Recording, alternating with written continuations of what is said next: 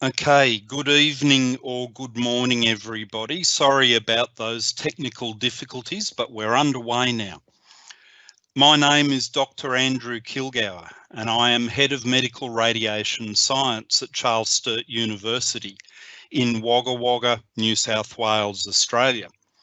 I am your chair for the East session for medical imaging. While I'll give you a proper introduction to all our speakers before each presentation, I wanted to give you a brief overview of the breadth of knowledge and experience they represent. Our Australian speakers are from University of Sydney and Queensland University of Technology in Brisbane. Our English speakers are from University of Hertfordshire and 2 from University of Liverpool. Our speakers have expertise in radiography, ultrasound and medical physics, as well as being academics and researchers. This conference really is a unique opportunity to hear this expertise from across the world, with the only expense being our time and a few bits of hair loss from the organisers. Special credit for this conference must go to Dr. Pete Bridge, who originated the whole program, and Pete and his team have put in a huge amount of effort. At the end of the final presentation, the speakers will form a panel to answer questions. So please make sure that you ask them, and also follow the Twitter feed at the conclusion where you can continue the discussion to your heart's content, and all delegates are encouraged to join the conversation. So now, let's get into the content of the conference. So sit back, relax, and enjoy all this international expertise in one place. Susan Said is a radiographer and works as an academic based in work integrated learning. She'll be joined by Dr. Jill Clark, who is the Director of the Masters of Diagnostic Radiography program within the discipline of Medical Imaging Science. They're both from the University of Sydney in Australia, and they'll be speaking to you about a simulation-based assessment. It is a pleasure to be speaking with you today about in week 7 of the first semester of study. The OSCE is a combined assessment for 2 introductory units of study focusing on preclinical skills and basic technical skills of chest radiography. It is a pseudo-barrier task that identifies students who may not be ready for clinical placement, and there is a strong focus of readiness for placement in our course accreditation requirements. Pre-COVID OSCE had 2 stations with 4 examiners in each station, 2 timekeepers and 4 volunteer patients for the day. It was a very busy assessment, took a whole day to do. And the first station is associated with work integrated learning unit of study, where the assessment primarily focuses on verbal and non-verbal communication skills, including clarifying the clinical history, using non-medical language, and building and establishing rapport with the examiner. It focuses also on interpreting the request form, interpreting the clinical history, including all the medical terminology, and also identifying work health and safety risks such as infection control, manual handling, radiation safety, and of course patient identification and imaging protocols. An imaging referral is presented to the student and discussed with the examiner. This is an example of the type of referral that the students might be presented with. The student then goes on to interview the examiner, who takes on the role as the patient. The same referral is used for Station 2 for consistency. This station is a medical imaging unit of study and very much focuses on the student demonstrating the steps required to achieve a diagnostic image using the X-ray equipment and a volunteer patient. Numerous request forms are used to minimise collaboration and promote fairness and equity. So COVID restrictions meant that we could not proceed with this assessment in its current form. The imaging team was faced with some really serious challenging. How do you assess practical skills when students could not use real X-ray equipment? Would online interactions be authentic enough to gauge competency in preclinical skills? So we decided to keep the two-station model of the OSCE. We made use of the referrals, but reduced the number down to 4.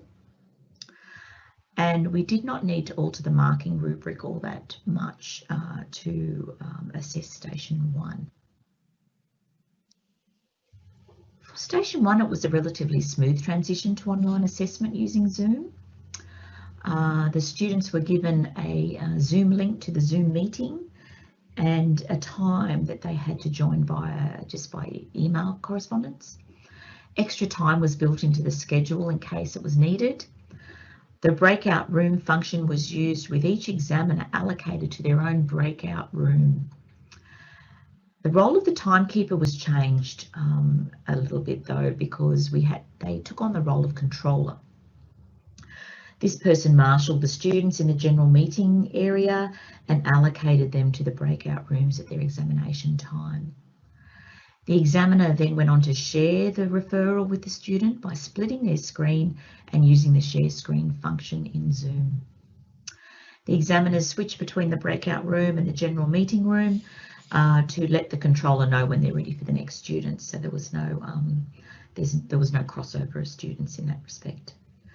The examiner was responsible for timing their own student assessment as well. That was a little bit different from what we did originally. Once the student had finished the assessment, they simply just left the meeting.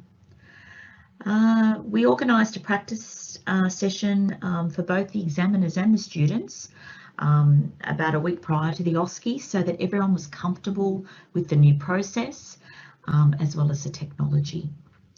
We were pleased to say that we experienced no major issues on the day. I will pass you over now to Dr. Jill Clark, who will discuss changes made to Station 2 of the OSCE. Thanks, Susan. For Station 2 of our OSCE, instead of physically performing a simulated chest X-ray by preparing the room, greeting and positioning a mock patient and pretending to take the image, the staff instead produced low-tech video recordings of scenarios on a laptop. 4 scenarios were constructed, each of which contained 5 key errors as shown here in red. Students watched one of the 4 scenarios assigned randomly in an effort to reduce collaboration. Students had 20 minutes to write a guided critique, which they uploaded to Canvas, our learning management system. We also filmed a feedback video to use following the assessment and found a YouTube clip to use for the practice. There were many positive outcomes. All 69 students were able to navigate Zoom with ease and arrived and completed on time, consistent with other studies in this area. Marking rubrics were easily tweaked for the new online version with Station 2 rubric altered to reflect the new critique format.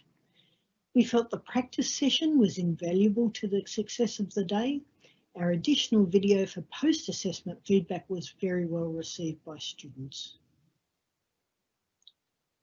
In our virtual simulation, we were unable to sample all our learning outcomes, but have planned catch-up sessions a month or so from now, as physical distancing restrictions are easing in Sydney, Australia, and the university is preparing for some return to campus activities. Students anecdotally told us they felt less stressed in this format, and we'll receive our formal feedback in a couple of weeks. Thank you to our wonderful staff and students for making this successful. Anthony Manning Stanley has worked at the University of Liverpool since December 2016, prior to which he was a reporting radiographer at Salford Royal NHS Foundation Trust. As simulation lead for the Diagnostic Radiography program, Anthony has developed simulation teaching techniques utilising ShaderWare and embedded it in Year 1. Yes, thank you for that introduction. I'm Anthony Manning-Stanley from the University of Liverpool, and I'm presenting this on behalf of myself and Vicky Pickering. And we're going to look at the use of simulation software in a socially distanced world. Just some background, we're going to be looking at the year 1 of the undergraduate programme. It's a 3-year course leading to a BSc Honours in Diagnostic Radiography. Students can register with the HCPC as qualified professionals, and the course necessarily has clinical and academic components. Pre-COVID, so the students start developing their radiographic positioning skills from day 1. And we do have an X-ray room, and there's roughly 55 students in year 1, so it's 1 room per 55 students. So we already had some logistical constraints with timetabling. The cohort was split into 2 groups.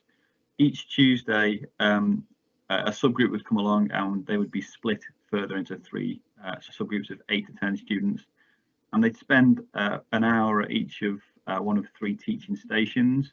So we have the simulation software, the shaderware in the computer lab, adjacent to the X-ray room where they went through positioning with typically clinical staff that came in, and then the final station was a lecture on positioning errors in a nearby lecture hall. As the triangle suggests, they rotated around all 3 stations, so all students got to experience all 3 teaching sessions. This is shaderware demonstrating positioning of the phantom for the AP ankle positioning, and we can modify our exposure factors, we can change our window in, manipulate the image, and we've got all the kind of standard processing we would have on a typical X-ray unit, but simulated. Demonstrating the positioning from the foot end, the left-hand image, there's no internal rotation, as you can see, and then we've applied some on the right-hand image, just slight. We've got 15-25 degrees of internal rotation to the ankle. And this does generate differences in the images, which you'd hope. So we go from having this overlap at the lateral aspect of the talus on the left-hand image to a clear mortise view on the right-hand side. And apologies for the loss of fidelity on the image with that we're blowing the size up there. So a recent article in Press in Radiography was a meta-synthesis of simulation literature, and they found that there were 3 themes really, that it needs to be authentic and realistic, relevant to the development of a profession in the context of the profession, building confidence for the students in a safe, reliable and nurturing environment, with active participation in a collaborative. I just want to introduce the SciHead project here, and this is the 2nd iteration of the project. This is the strategic interventions in health education disciplines, and it's a University of Liverpool school-wide project, School of Health Sciences, involving all of the health science disciplines. From our perspective, we've run focus groups earlier in June, and they were used to assess the delivery of simulation teaching in the pre-COVID environment. And we also gathered opinions on teaching expectations for the post-COVID environment. So going back to the meta-synthesis, looking at the early findings, how do they fit in? In terms of the authenticity, the student says some of the phantoms were tricky to translate into real life, but it did help them with those very small modifications to technique, as demonstrated with the ankle positioning. In the context of developing their professional identity, it did give them an idea of what to expect on placement, although they were slightly focused on really that there were more things to do than actual placement. For example, the patient didn't just, if they were able to get onto the table, you had to kind of manipulate the storage engagement. And that's something that came out of the focus group with the group sizes. We've also got challenges with scheduling these sessions in a compressed timetable, and I guess we'll just have to focus on the most important key skills that we need the students to have prior to clinical placement. So the next steps, we're going to get the 2nd transcription the end of June, and thematically code both transcriptions. This is just from the 1st focus group, the findings presented here. Once we've reached saturation, we might need to run another focus group. We're going to have a grounded theory approach and build this set of ideas up, and then disseminate a questionnaire using the themes that we get as Likert items to to see if they're reflected across the whole cohort. We're also going to include questions relating to the ability to download software, and this is important because we can then anticipate issues with the incoming Year 1 students and target those students that might have potential access issues. It's also important that we can assign students to groups or these bubbles for their teaching via teams. They might then be able to work together in a small computer room or in their homes. If you have any further questions, please feel free to email me, and thank you for listening. Vicky Braithwaite is the clinical coordinator and a senior lecturer in medical radiation sciences at QUT. Vicky's been an educator for many years and has extensive medical imaging experience in both public and private settings. She has been a fellow of the Higher Education Academy since 2017. G'day and hello everyone. Thank you to Andrew for chairing the session and to Dr Bridge for organising the conference. Today I wish to discuss the changes implemented here at QUT during the COVID-19 pandemic regarding our general radiography unit. The Queensland University of Technology acknowledges the Turrbal and Yugara as the First Nations owners of the land where QUT now stands. We pay respect to their elders, laws, customs and creation spirits. We recognise that these lands have always been places of teaching, research and learning. QUT acknowledges the important role Aboriginal Torres Strait Islander people play within the QUT community. I wish to declare the medical imaging team has been part of the development of the module preceding MedSpace VR. Our program philosophy is one of scaffolded integrated pedagogy, with students supported to progress their skills through on-campus curriculum and then applying those skills during work integrated learning periods of clinical placement. The program has extensive work integrated learning experience with significant time in the 3rd and 4th years. Students undertake a total of 55 weeks clinical over their 4 years. The course is taught by registered professionals with practical experience in medical imaging.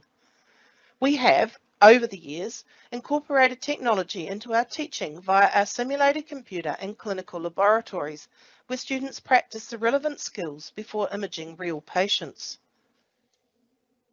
A blended approach has been purposefully shifted over previous years for online asynchronous and synchronous delivery of the majority of content, with the flipped delivery incorporating knowledge content delivered online and a variety of active, hands-on learning experiences to consolidate the theory learnt face-to-face. The unit I'm talking about today is a Semester 1 second year unit offered at the beginning of 2020, with the majority of lectures already online, providing the theoretical background information supplemented by face-to-face tutorials incorporating case study reviews and image interpretation. The laboratory practical sessions allowed the development of preclinical skills in radiographic positioning and techniques through role play, imaging of models, image critique and interpretation in our clinical simulation laboratory, supplemented through scheduled sessions in the simulation computing laboratory on the MedSpace VR application. With our students no longer on campus due to the pandemic, we had to find alternate ways to continue our student engagement with the unit, as well as maintaining the skills that would have been learnt during this semester. We did not have access to our clinical simulation laboratory for role play or image taking, or our simulation computing laboratory for virtual positioning. We had to consider alternative methods of engagement. The loss of our face-to-face labs were likely to impact on student learning. We were fortunate enough to have access to technology that was already embedded in our program. The MedSpace VR application was newly available via individual student licenses and not just bulk access as we'd previously had. We moved the unit to a scenario-based learning, as students still had access to the online teaching modules, and then incorporated supportive online sessions via our learning portal to reinforce key elements, support student learning, and hopefully maintain student engagement and ongoing pastoral care, which was important in this situation. We introduced a structured scenario-based assessment to allow students a full and holistic approach to the examinations, from the point of accessing the request form right through to interpreting the images produced. Our students had accessed MedSpace VR in the previous semester. With the advent of COVID-19, we discussed with the supplier about purchase of individual licenses funded by the university for students to use on their own personal computers, as they could no longer access the university and our computer simulation suite. The MedSpace team were very responsive to our application to provide remote individual access to MedSpace. Individual student licenses meant students could download the application and use for the period of time we had purchased, which meant no further cost to their personal internet use. We then reviewed the learning gap caused by the loss of our face-to-face interactions and revised the activities students had previously undertaken. We developed a more holistic approach to the use of the MedSpace application and therefore had comprehensive evidence of our students' ongoing learning and application of the theoretical principles covered. With the move from facilitated face-to-face at the university to facilitated online scenario-based asynchronous and synchronous learning gave, we believe, a supported environment to the students.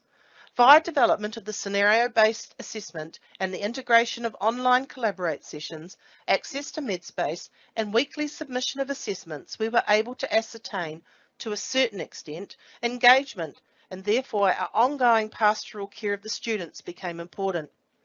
We had real-time access to our students and how they were coping with the pandemic away from the university environment.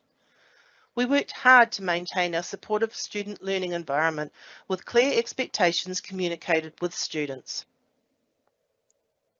Students submitted weekly assessment items developed in alignment with unit learning outcomes and images produced using MedSpace.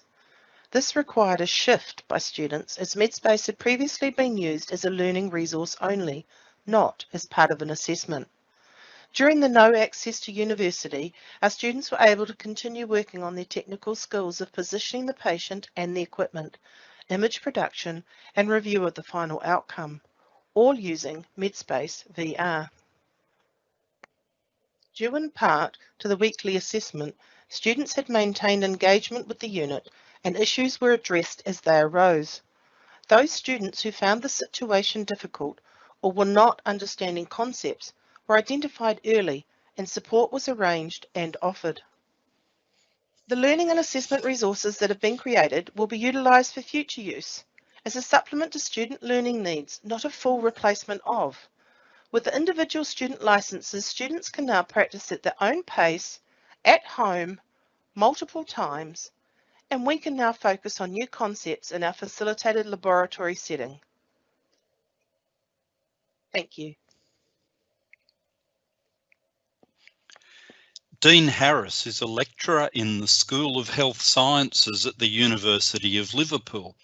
He teaches radiographic physics and research methods to undergraduate medical imaging students. He currently supervises a PhD student on the topic of CT dose optimisation.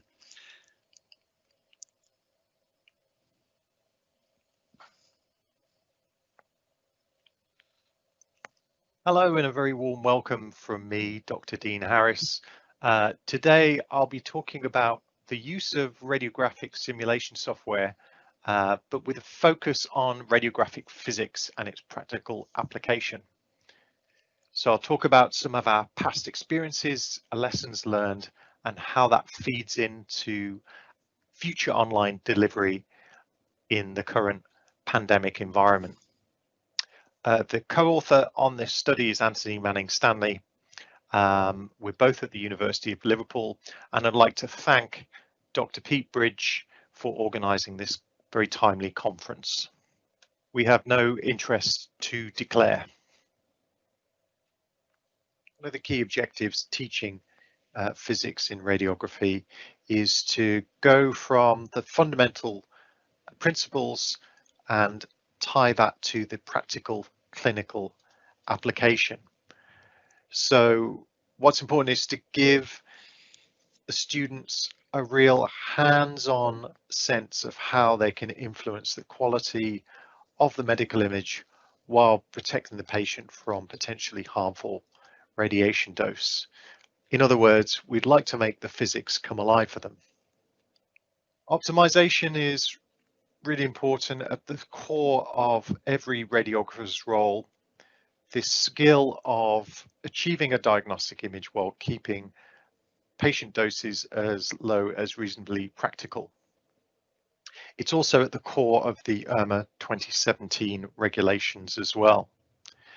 Optimization is clearly something we'd like to train students in, and in a practical setting, in a clinical setting, it's clearly unethical to practice optimization on the same patient.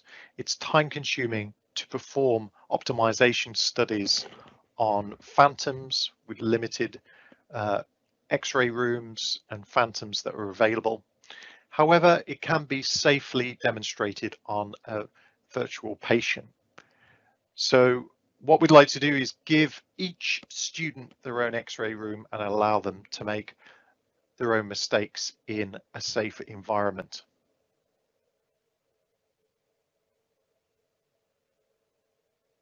To teach optimization and other fundamental principles and their practical application, we used radiographic simulation software. And this was really one key element as part of our new undergraduate radiographic physics module. Now, the university purchased a corporate license, which meant that students could download the software to their PCs and use it at home at their own convenience. But also, of course, we deploy the software in the university PC labs. A total of 4 simulation sessions were held as part of the module. And at the start of each session, the instructor would provide an introduction and the students were provided with a workbook. The intention of the workbook being that the student could perform all the activities in a self-directed way, either working alone or in pairs. The workbook had space to paste results such as screenshots, images and data, and the end of the workbook had some MCQs at the end. There were 2 facilitators on hand throughout the session to assist the students. The other simulation sessions used projection VR, which presents the student with a virtual X-ray room, and students were able to take X-rays by positioning the X-ray tube and also manipulating phantoms or virtual patients. The simulation sessions culminated in a session where students collected data and images for a summative assessment for the module.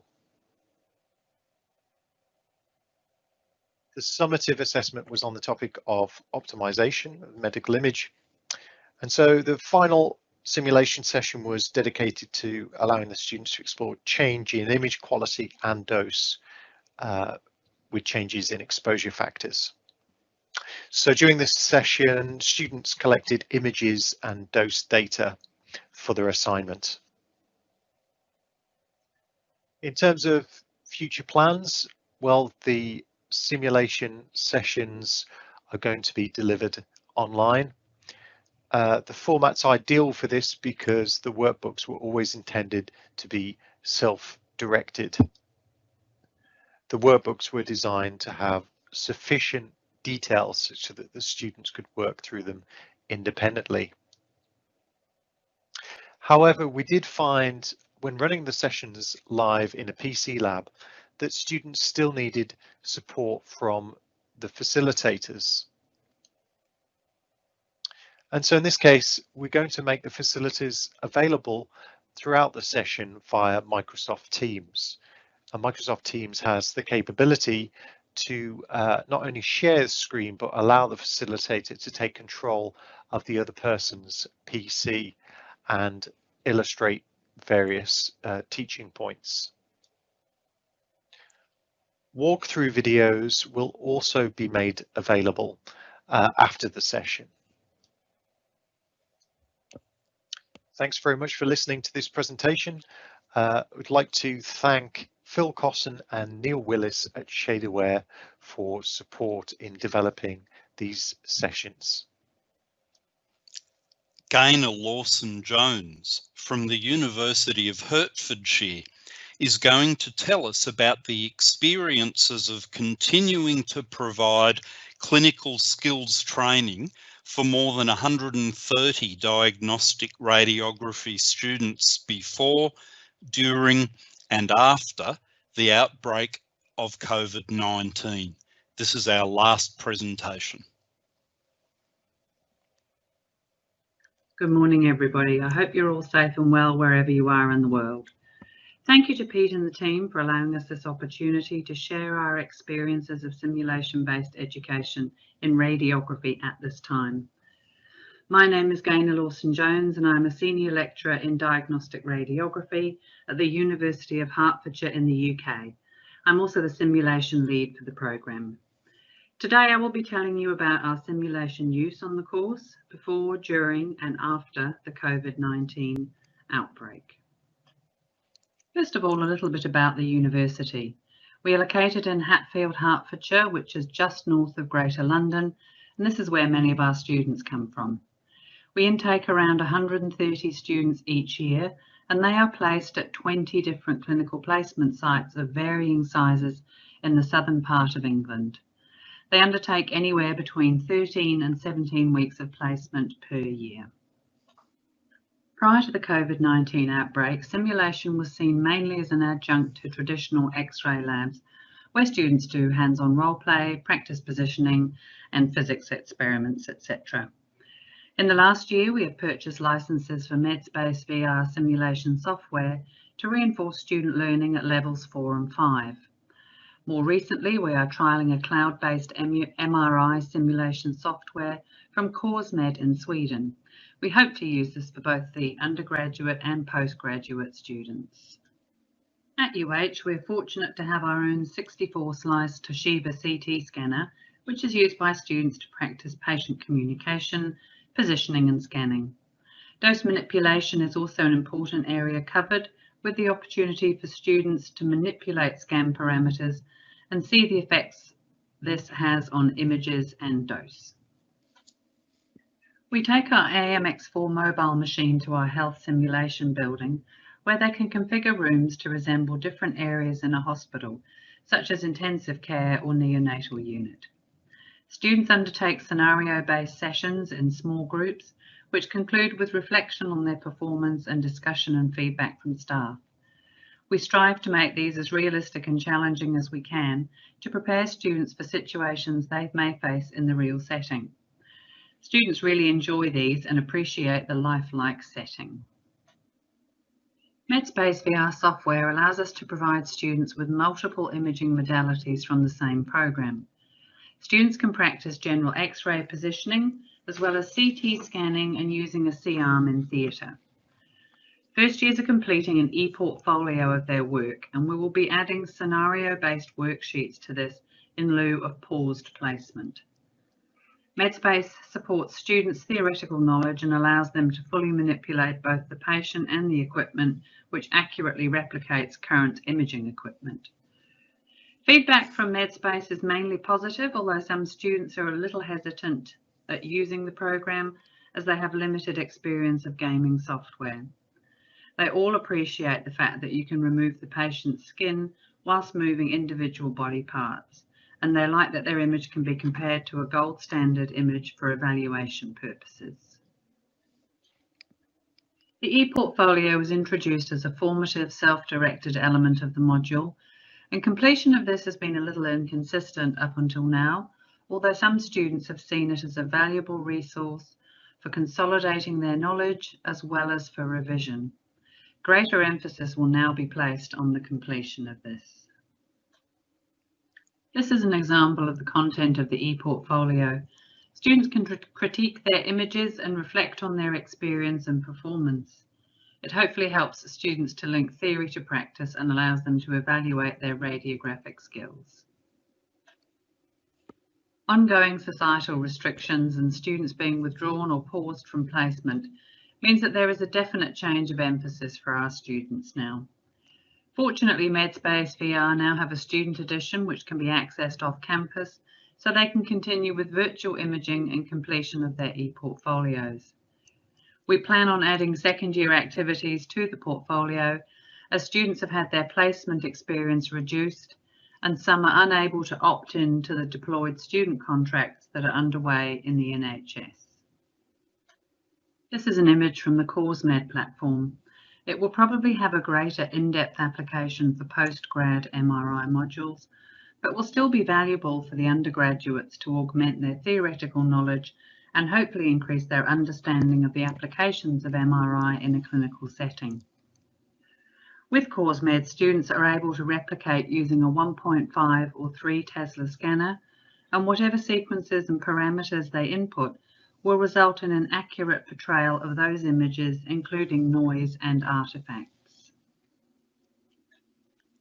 The importance of simulation is now pivotal to students' ongoing skill development, and structuring traditional clinical modules effectively will be an important focus for both the current and new academic years.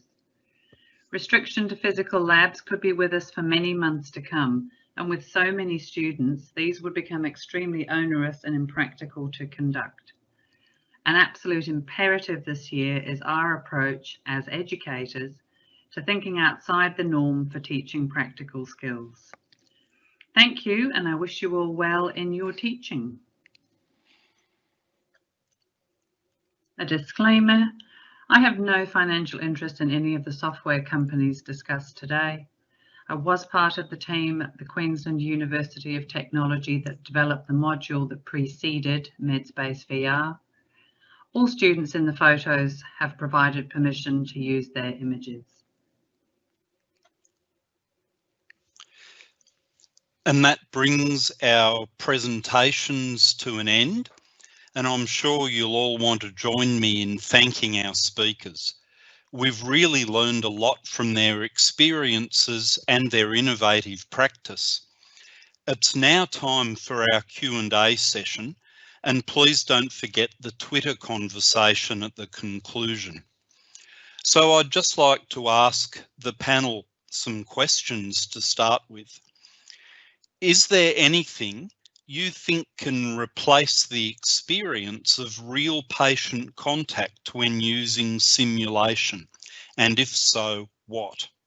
Thanks for that question, Andrew. I think I'll take this one. Unfortunately, I can't show myself live due to being a producer as well as a presenter. So I think it's something that we're starting to think about now. We've evaluated the software a little bit and had these focus groups. It's interesting to hear from the students what they think. As we all know, it never seems to align fully with what we think, and that's the importance, I think, of doing qualitative work on this area. So what we've been finding is, perhaps maybe to our surprise, they've really run with this, and some of them are using the software at home to practice their positioning, but also to practice things like their image evaluation. So they're seeing how it fits into that patient pathway. So I do appreciate that you haven't actually got a physical patient present, and this is something that we're really going to have to think about as we move into next semester.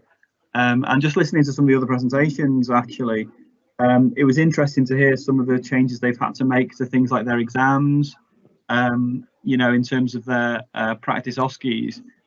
That's not something that we had an issue with, mainly due to the timing of lockdown where we were, and the move off campus and the move away from clinical sites. The main struggle for us is the clinical access for some of our students. So we're hoping that the software will reinforce the clinical practice, but at the moment, I think you're right. I think that that patient contact is something that we're potentially going to struggle with going forward. It was interesting hearing some of the other speakers, actually, that they seem to have especially Gaynor seems to have a real range of available software. And there was a question in the Q&A about, will we be able to afford this? Is this something that universities are going to have to justify paying for? So I don't know what some of the other speakers, I don't know what they think about that issue. Would anybody else on the panel like to comment on that? Okay, let's ask another question to the panel. Do you think course accrediting bodies will or should accept simulation in place of actual clinical placement? I'll jump in here. It's Vicky here. I don't think it's going to replace, but it certainly augments and builds the skills of students ready for clinical placement. I know we're all getting pushed in reduction of clinical places for our students due to COVID, but in our regard in simulation, it's about preparation and augmenting what it is that they're learning. I don't think it's a replacement of. Thank you, Vicky. That's an interesting perspective on it, and I'd be interested to hear if any of the other panel members have an opinion on that. Yeah, I think I'll comment again, Andrew, if that's okay. I think with the simulation software, there's only so much you can simulate to a certain degree. We've kind of embedded it in our year one teaching because we're looking at real radiographic basics in terms of, you know, SID, centering points, this idea of collimation, MASK, you know, so I think it's a useful tool to get the kind of nuts and bolts. But in terms of modifying that technique to any great degree, you know, we haven't got the facility at the moment because the technology, I don't think it exists. I might be incorrect on that, but we haven't got the facility to simulate maybe a multi-trauma patient that, you know, you can't move one of their limbs, so you're having to angle the tube and maybe position the cassette or the DR detector in a different position. So for us, yeah, I'd agree that there's only so much you can do really, but I think the way I see it for our students, especially in year one, it hopefully will give them a tool to use when they maybe go home and think about their technique, and then they can kind of reflect on what they've done, try a few things out in the software, and then take that learning back to placement, so they kind of have a spiral, a bit, you know, sort of building iterative approach. And yeah, I must admit, I'm fairly naive when it comes to some of the other software. So I don't know whether I'm spoken out of turn there that the technology might exist, but yeah. Yeah, Okay. I'd like to further comment on that, if that's okay, Andrew. Of course it is, yes. Thanks. Yeah, as a physicist, I like to break things down to the fundamentals, and we've just got this dilemma whereby we've got a shortage in radiographers, but also there's limited placement capacity. And I agree with Anthony, the answer is not replacement, but a hybrid approach between the two. And this could free up placement capacity, allowing us to train more radiographers. And just a further quick point about the technology, that the technology is always developing. And so this discussion of what that balance, what that hybrid balance is going to be, is going to depend on the technology. Now, 10 years ago, we probably didn't have any of this software, have access to any of this software. But if we look 10 years from now and look at advances, say, in gaming that are pushing development of virtual reality, I can certainly see the technology, you know, constantly advancing. Things like haptic gloves and VR helmets, and so it's going to be a continuing re-evaluation as new technology comes onto the scene in terms of what this balance is going to be. Thanks. Thank you, Dean. That's a very insightful perspective. One final question to the panel, and some of the speakers actually did mention this in their presentations, but I'd be interested to hear more about the feedback that you've received from students regarding the use of simulation. Hi, Andrew. Me again. Yeah. I've just had an email, just checking on my phone. I've just had an email that the second transcript's in from the focus group, so I'm going to be looking at that in the next few days and hoping to try and get a paper out pretty soon, really, because I think we're all learning, and one of the speakers in the previous session kind of mentioned that we've had to adapt really quickly to all this, and I think evaluation is an important step in all that to you know, see what impact all of these huge changes have had, but also to kind of anticipate some of the issues. And I kind of touched on it in my presentation, really, that you know, as with any kind of technology, as we've seen today at the start of this session, there will be unanticipated issues that if we can try and get ahead of in terms of maybe accessibility. We're aware that at the moment Macs might not be great for shade aware, and you know, we need to kind of get ahead of some of those issues, really, so that we can make sure the students have all got access. But yeah, I think we've evaluated the use of it on campus, and I think we'll have to be very quick to sort of assess going forward how it is off campus. But yeah, I think, yeah, continually refining it will be the best approach. Yes, and I guess you would say that was a continuation of what we do with all our other teaching practices, isn't it? To continually refine what we do. Well, I believe that brings our session to an end, unless any of the panelists would like to address questions put through by delegates. Would anybody like to do that at this moment? I'd just like to touch on a question that's been asked in relation to the dose side of things, just very quickly, from Pat, I think it was, and I think she's had some contact with Dean there, but I focused on the radiographic positioning side of things, but as part of that we did focus on the students' interpretation of image quality and how that relates to dose. But alongside that, in parallel, Dean was touching on that in much more depth in his physics module. So I kind of only presented, you know, one side of the coin, if you like. So yeah, that is something that we use ShadeAware for, and you know, Dean put on some excellent sessions looking at the dose impact too. Excellent, thank you. Well, I believe that does bring us to the end of our session. So thank you again very much to everybody involved in the organisation and to all our delegates, and I'm sure you've really gained something from it. Thank you once again. Good night.